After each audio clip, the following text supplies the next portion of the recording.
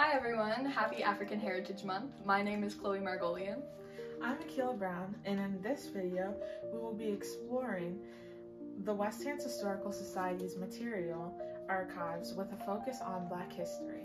From African Loyalists to the No. 2 Construction Battalion, we're going to delve into Nova Scotia's Black historical precedent, the origin of African Heritage Month itself, and community initiatives that are making history in our present day.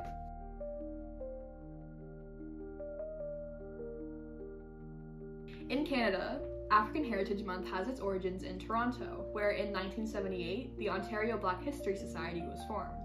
Founders Wilson O. Brooks and Dr. Daniel G. Hill delivered a petition to the City of Toronto to formally establish February as Black History Month, and in 1979, the very first Canadian proclamation was issued by the city in acquiescence. The purpose of the OBHS in establishing Black History Month, and the subsequent reason we now annually observe it, is proclaimed on the Government of Canada's website, to honor and amplify the voices of Black Canadians and their communities, while celebrating their many achievements and contributions, which have greatly enriched Canada's cultural diversity, compassion, and prosperity. In the United States, where Black History Month had already been established, February was chosen in particular due to the presence of two birthdays of prominent abolitionist figures, respectively, Abraham Lincoln on the 12th and Frederick Douglass on February 14th. 14 years after their first victory in 1993, the Ontario Black History Society successfully filed a petition in Ontario at large to proclaim February as Black History Month, and subsequently introduced the idea of having it recognized across Canada to Parliament, which was unanimously affirmed by the House of Commons in 1995, and the Senate in 2008. According to the Canadian government's website, the first Black History Month in Nova Scotia was celebrated in 1988, and later renamed African Heritage Month in 1996. The West Hants Historical Society is lucky to possess a large collection of newspaper excerpts from the exact time that these initial proceedings were taking place. These archival materials provide invaluable insight into the individual and varied schools of thought that were being discussed and published by Nova Scotians regarding African Heritage Month's inception.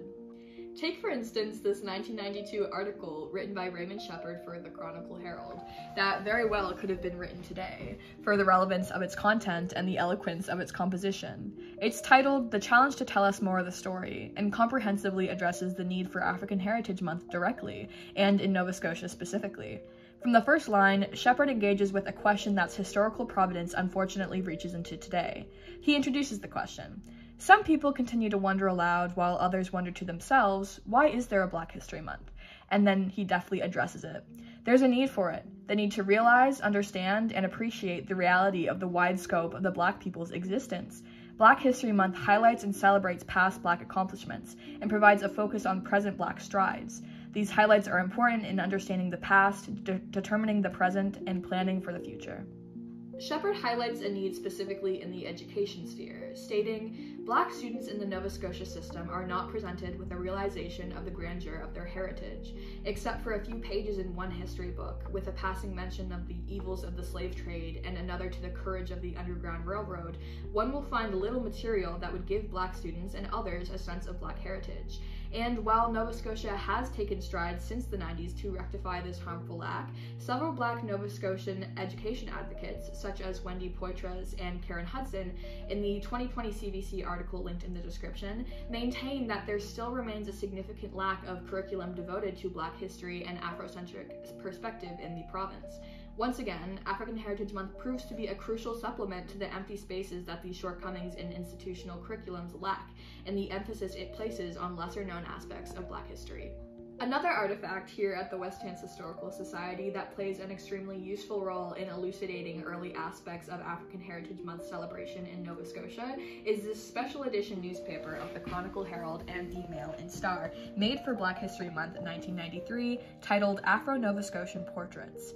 In exquisite detail and variety, 10 articles with spotlights on figures from renowned artist Harold Cromwell to the historic Black Loyalist community of Birchtown serve to profile a variety of Black Nova Scotians from different walks of life, and to represent Black communities between Yarmouth and Sydney's Whitney Pier, according to the issue's editor, Michael Bird. Regarding the service that African Heritage Month continues to provide in democratizing Black history, where it was previously inaccessible, perhaps most enlightening is a section of testimony given by then King's College student Kirsten Tynes, who wrote an article for the paper. She says Black History Month has made her more aware of the heritage of her family and African Nova Scotians in general. What she learned about Black history in high school amounted to about a paragraph. Again, a systemic failure is noted as having been rectified by the collective endeavor to recognize a previously marginalized history that African Heritage Month represents.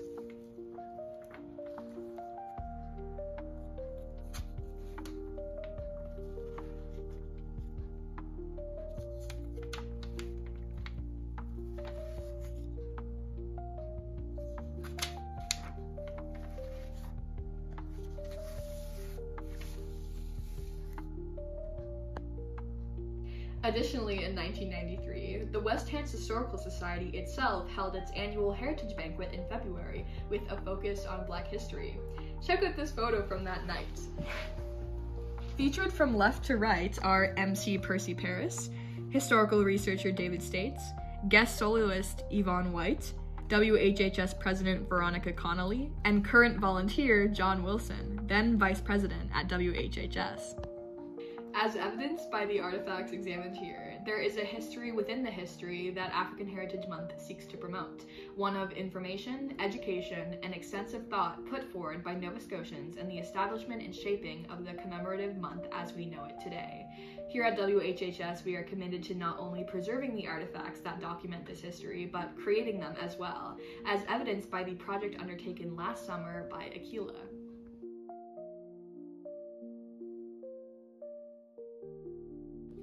During the First World War, out of hundreds of thousands of Canadians who enlisted in the army in service of king and country, Black men were routinely rejected on account of their race, being told that it was a white man's war or that their services were not required. Obviously, Black communities across Canada did not take this blatant racism and challenged and pressured military officials to let Black men enlist. With success, the No. 2 Construction Battalion, an all-Black labor battalion, was authorized on July 5, 1916, under the command of Nova Scotia Railroad Contractor Lieutenant Colonial Daniel Sutherland.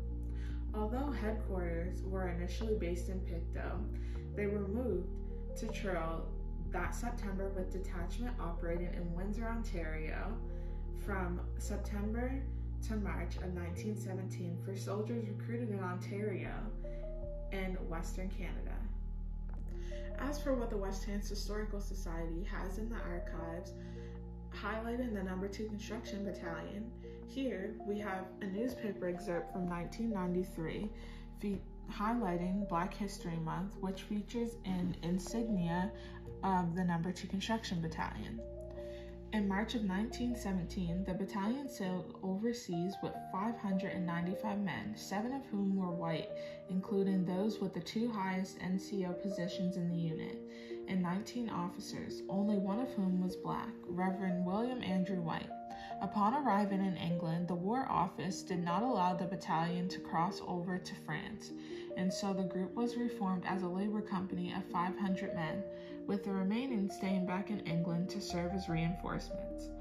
During their time in France in the southeast Jura Mountains, the No. 2 Construction Company performed significant labor in support of the Canadian Forestry Corps, including the sawing, mowing, and milling of logs, the improvement of logging roads in the Lejeune Forest, helping to build a logging railway, operating the system that provided water and electricity to all camps, and transporting finished lumber products to the railway station where they loaded them. Those who remained in England were assigned to reserved infantry battalions that would end up traveling to France as reinforcements. After the armistice on November 11, 1918, the majority of the battalion arrived back in Canada in January 1919 and were discharged by the end of February. As for the battalion itself, it was disbanded on September 15, 1920. Over the course of the last summer season, I undertook the project of researching information about the men in the No. 2 Construction Battalion who have come from Hants County. I made 18 individual biographies on the men, and today we have chosen to highlight 6 of the men, but we encourage anyone with any information to contact the museum and let us know any information that you have on any of the 18 men, whose names we will list now. Clarence Allison, Kenneth Allison, William Allison, Henry Atkinson, James Croxon, Everett Gray, Benjamin Hamilton, John Hamilton, Prescott Hamilton, Arthur Johnson, Frank Oker Johnson, George Johnson, Charles Garfield Paris, John W. Pierce, John Smith, Cornelius States, Harold States, and Joseph C. Turner.